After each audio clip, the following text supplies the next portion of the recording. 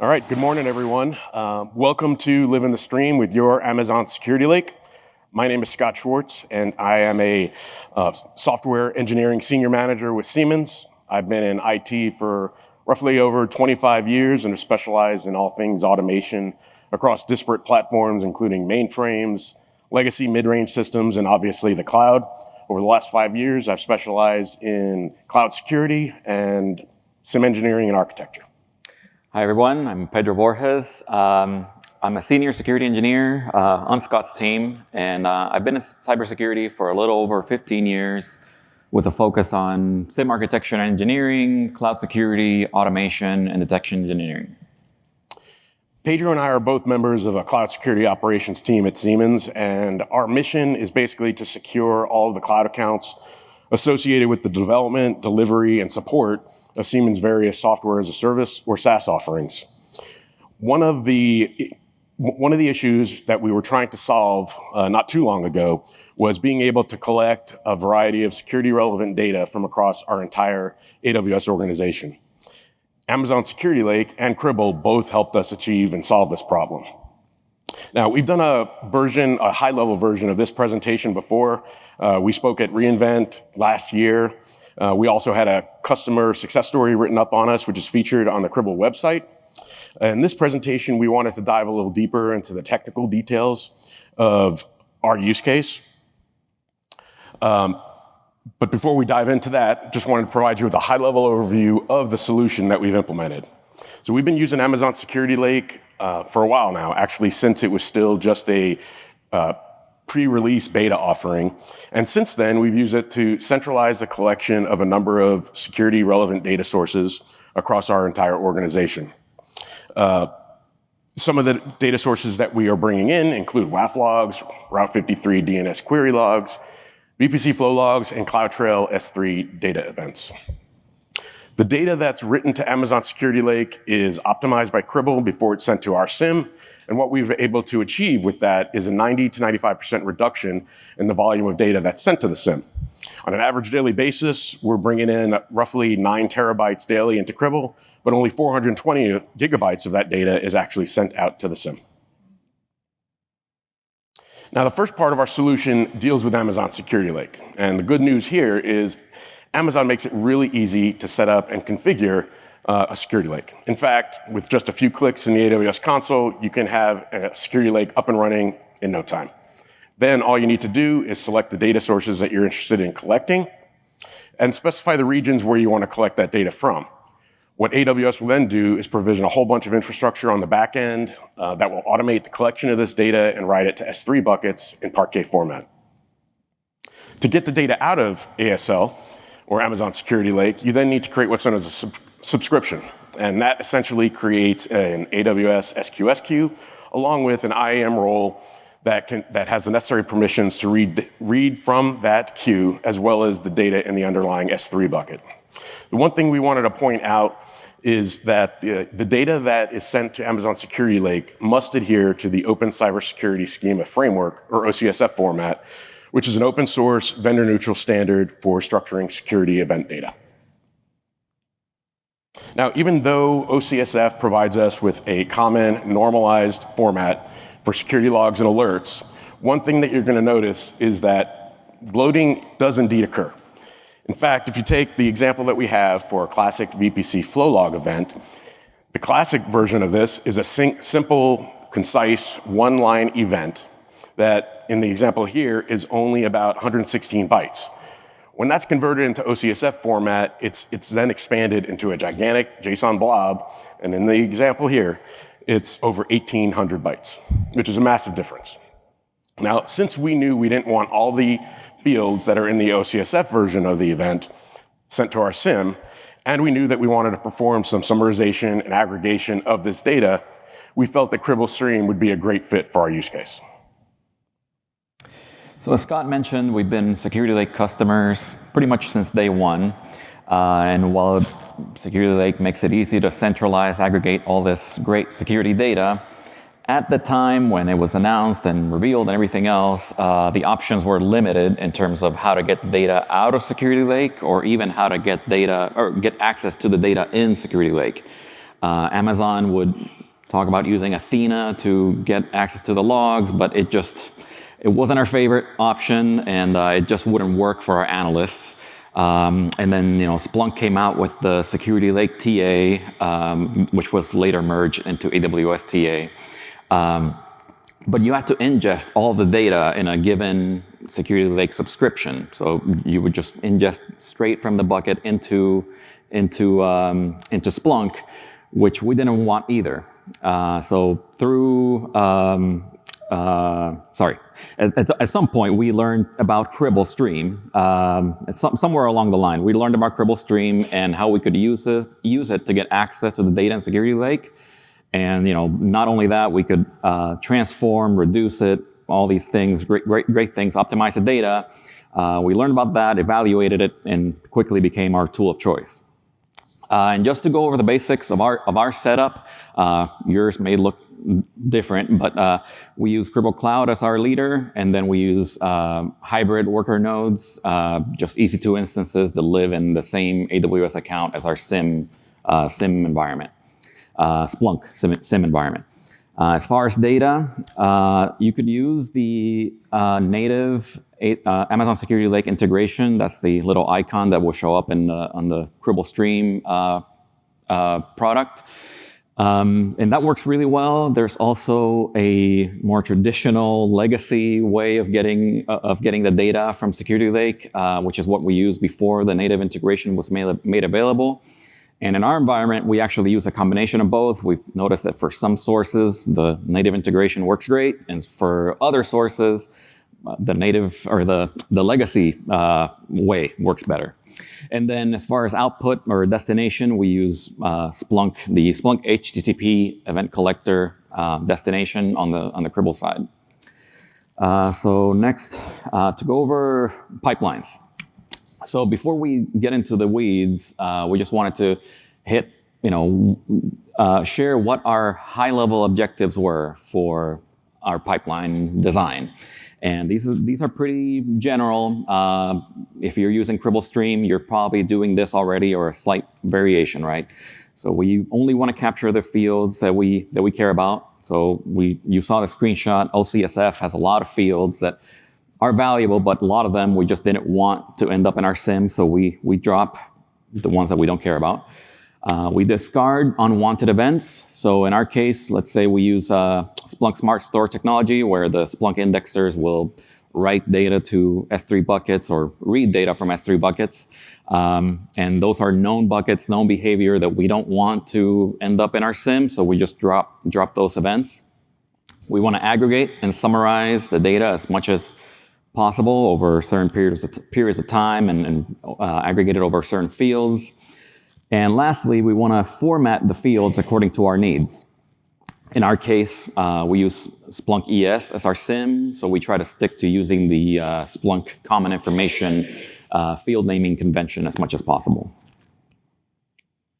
All right, for the next few slides, what we want to do is review one of the pipelines that we've set up in detail, and then go ahead and highlight some of the interesting differences between it and the other pipelines that we've created. We're going to go ahead and start with the pipeline for CloudTrail S3 data events, as we believe it's doing some pretty interesting things. Additionally, it's the most concise of all our pipelines in terms of the number of built-in Cribl Stream functions that we're using. As you can see here, we're using a total of 5 different, we're leveraging 5 different built-in functions. One thing to note is that Cribl Stream reads the Parquet format out of the box just fine, so there's really nothing that you need to do in order to process that data. Amazon Security Lake by default is going to go ahead and collect S3 data events for all accounts and all buckets in your AWS organization. However, like Pedro mentioned, we don't necessarily need to have all those events written to our SIEM. For example, the S3 Smart Store buckets that Pedro was just talking about. Other things like the CloudTrail service writing to our organization-wide CloudTrail. Similarly, we don't really care too much about those. It's expected behavior. So what we do is we implemented the drop function, built-in function, in order to discard those unwanted events. And as you can see, you can use any combination of fields to discard the events that you're not interested in. Those can include bucket names, operation, user IDs, and a number of other fields. So as you mentioned before, we try to stick to the common information model field naming convention as much as we can. So here we're capturing the fields that we care about. So you see like the bytes in, bytes out, AWS account ID, the operation, whether it was a get object or a put object operation, and of course the object involved in the S3 data event. And so in the case of S3 data events, we want to map this data to the web data model of the Splunk common information model. So next, we've captured, so you saw that eval function where we're capturing the fields that we care about in the naming convention that we want. And I should mention too, that some of these, if you're familiar with common information model, some of these are not exactly SIEM compliant yet. Some of them we will use later in the pipeline, or we will transform at search time on the Splunk side. So we've captured the object field, and then from that we're going to be using the regex extract function to then get the bucket name, the object path, and the object name itself involved in that event. And then once we have that, we just do a little bit more formatting in the case of if the object field was null, then we just set it to just a simple /. Now, as I said a little bit ago, I believe that we're doing some pretty interesting things, especially by way of the aggregation function. A couple of things that we wanted to point out here. First, we're aggregating over a time window of 15 minutes. Second, we're grouping our events by several fields such as bucket name, operation performed, source of the actions, and some other ones that you can see on the slide. And lastly, we're performing a sampling of the first 25 objects that are associated with the S3 data activity for any particular bucket. The reason we're doing the sampling is because we want to limit the number of events that are sent to the SIEM, as well as prevent extreme bloating of those events when there's a very large number of uploads or downloads of objects to and from S3 buckets. Now, I just wanted to point out that for the other pipelines that we've created, such as the WAF logs or VPC flow logs, we don't do any of this sampling, but as far as the group by fields and the aggregates configurations are concerned, they're essentially similar. So after we perform the aggregation, we then go ahead and serialize the fields that we want to include in the _raw field. And as Pedro mentioned earlier, we are sending our data to a Splunk HTTP event collector as output. So we need to go ahead and build the HEC payload, as well as go ahead and drop any unwanted fields in the event. Okay, so what's the end result? What does it look like on the Splunk side? So here's a screenshot of one of the events.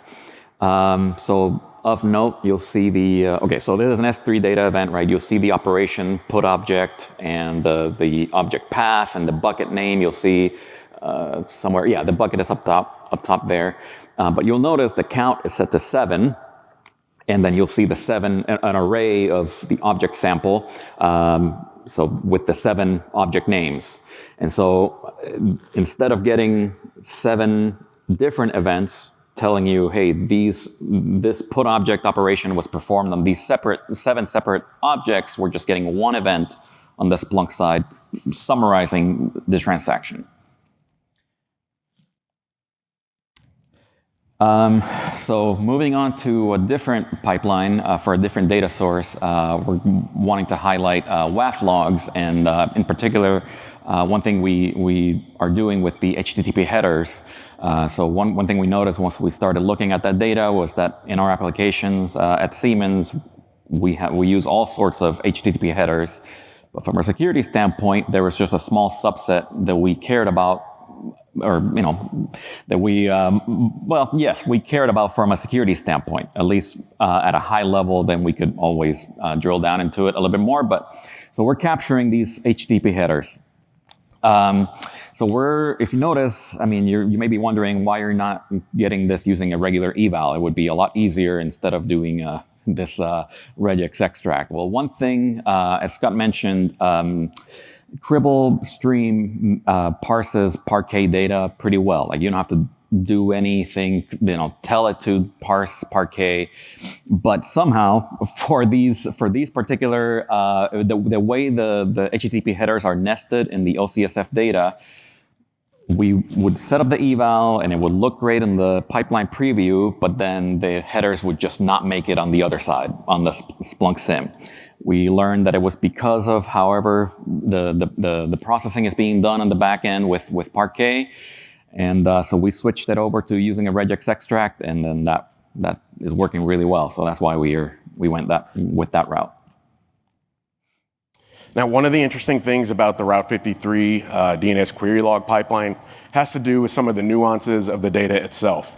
And what I mean by that is, for every DNS query, Route 53 may contain one or more answers in the event. And when we simply aggregated events over time, things didn't look quite right. So what we've done is we've gone ahead and created a custom code function that basically takes the array of answers from each of the aggregated events and combines it into a single array that is in the aggregation.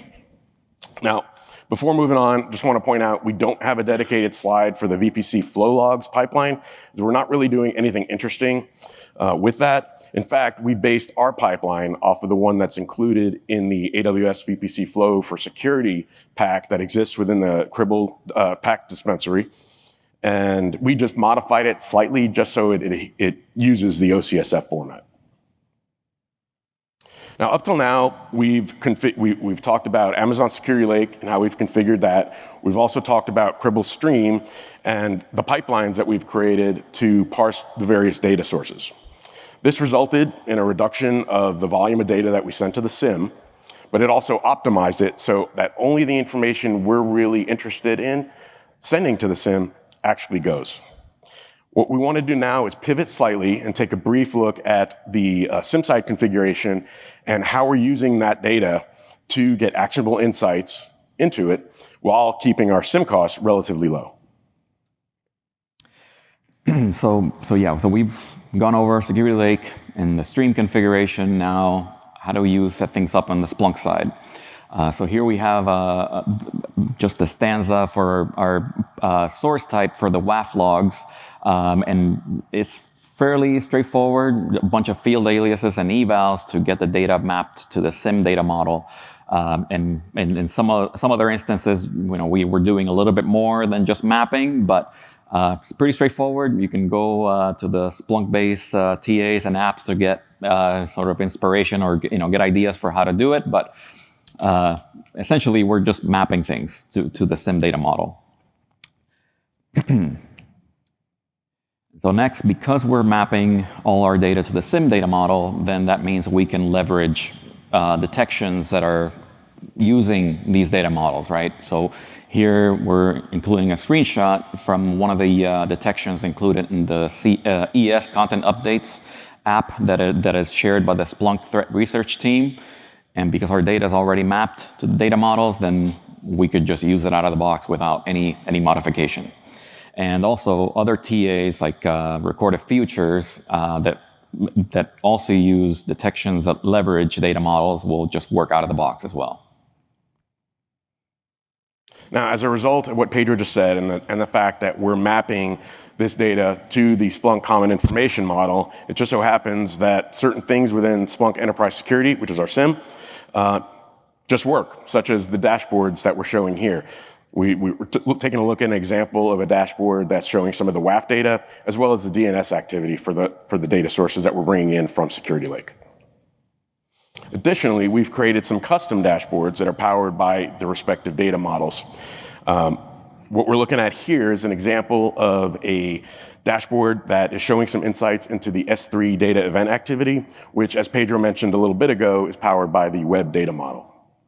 One thing we want to make clear right now is that we would not be able to gain the visibility that we now have if it were not for Cribl Stream. It's helped us do a lot of things like keeping our SIEM costs relatively low.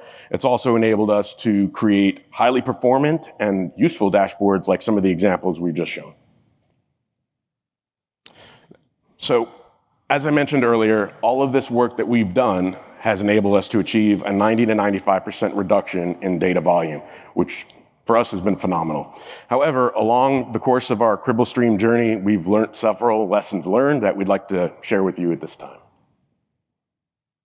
The first lesson learned has to do with worker group sizing.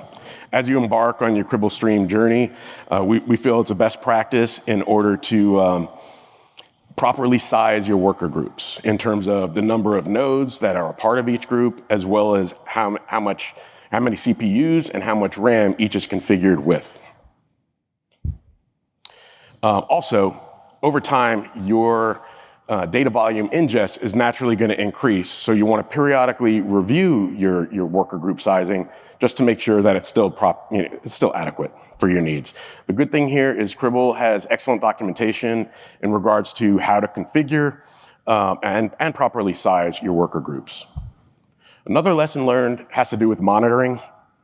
For example, if your worker nodes can't keep up with the amount of messages that are written to your Amazon Security Lake SQS queues, it's great to have an alarm or something notify you that the queues are growing out of bounds so that you can either add additional resources like provisioning another node into the worker group, or just going ahead and performing some troubleshooting to see what may be going on. Out of the box, Cribl today doesn't have a way to notify you if a certain worker node crashes for some reason, but you can leverage the Cribl API in order to create this, and we've done that. We've experienced worker node crashings, from time to time, and having this kind of alerting in place has been really beneficial and, prompted us so that we can go look at the issues that we've encountered. Yeah, and speaking of crashing, because we use the aggregation function pretty heavily in our pipelines, a lot of memory. The worker nodes need a lot of memory, and one thing we noticed is that even though we were using memory optimized EC2 instance types, we were just experiencing worker nodes just crashing, like constant, right? And after some troubleshooting and reaching out to the Cribl community, we learned that by default, Cribl Stream will default to using 2 gigs per, let me get this right, 2 gigs of memory per worker process. So not per worker node, but per worker process. So then following the documentation, we updated the value to, according to what the instance types had for each worker group.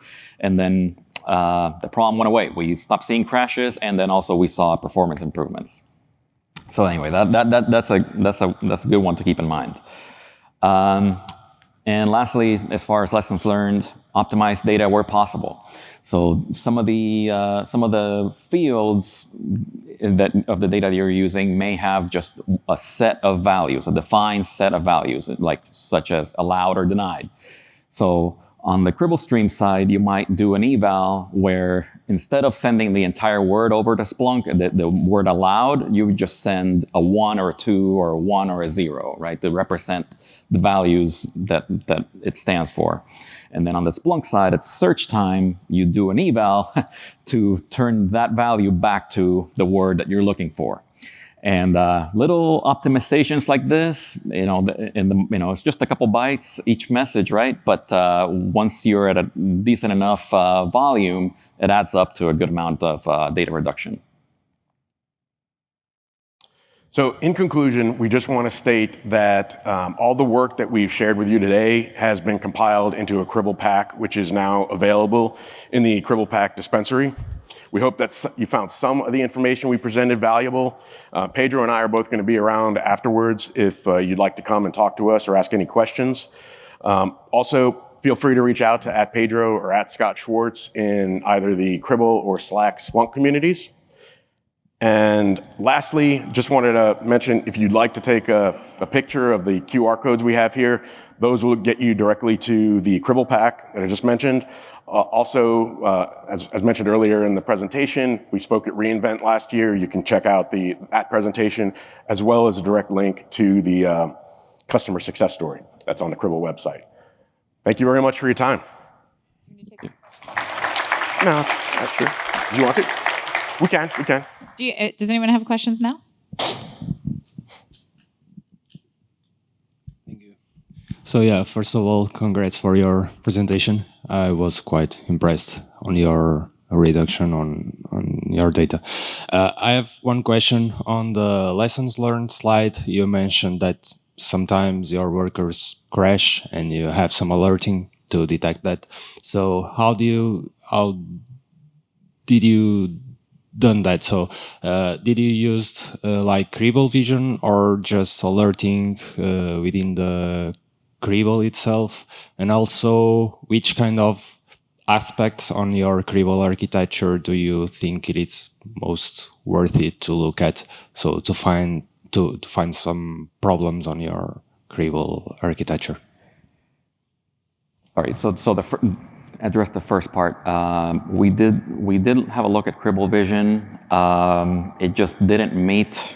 It wasn't what we were looking to do. So we just leveraged and reached out to the Cribl community in Slack, and we were pointed to the Cribl API. So we just have a simple script that runs. I forget what the interval is, and just sends us a Slack message if it notices that, hey, this worker group should have 4 nodes, but it has 3 or whatever. This is very simple. The second part of the question, sorry. Which kind of aspects do you think it is worth it to look at on your Cribl infrastructure? I mean, of course, looking for the health of workers, it's a huge thing, but if there is also anything else you find useful to look at. From a monitoring standpoint? Yeah. Can't think off the top of my head. We haven't run into issues, really. It's been one of those set and forget type of things, unless we get the notification, hey, something happened to a worker node, then we go in and troubleshoot and figure things out. Since we adjusted the memory settings, we just haven't run into issues. I would say, going back to the first lesson learned, just making sure that you're adequately sized. I mean, you don't want them to be, you don't want the worker nodes to be too hot or too idle, so you just want to size it so that they get the job done, but also leaving a little bit of buffer, right, for that data growth that is going to happen. Great. Thank you. Thanks. Other questions? Oh, hey. Thank you for a very good presentation. When you were figuring out which kind of EC2 compute to use for your worker nodes, did you have better luck with memory intensive or compute intensive or general purpose? Any feedback on like lessons learned that I could use? Today we use both types, actually. We use, there's some worker groups that are using compute optimized, and there's some that are using memory optimized. Really, the ones that we switched over to memory optimized were the ones that were aggregating over longer periods of time. So there's like, for example, our Route 53 worker group, I believe, is we're only aggregating over 10, 15 minutes. Those are set to compute optimized, but I think that was just a legacy decision. We haven't flipped them over. From a guidance standpoint, what I would say is like, just follow the Cribl documentation. They even have calculators to figure out what memory, how much memory you need, things like that. Use that as a starting point, and then if you run into issues with out of memory issues, then look at those memory optimized. And that's really what our trajectory was. We started out with compute, and it wasn't until we ran into issues that we bumped up the memory.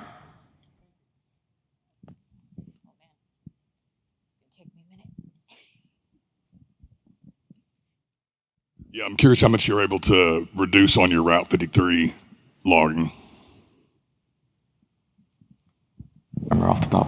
Off the top of my head, I can't recall. Route 53 is really one of the smallest of the data sources that we're bringing in.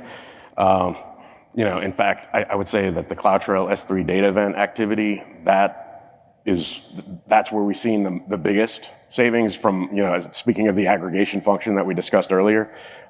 But honestly, off the top of my head, it's the smallest of the Amazon Security Lake data sources we're bringing in. And off the top of my head, I can't recall what that percentage was. Yeah.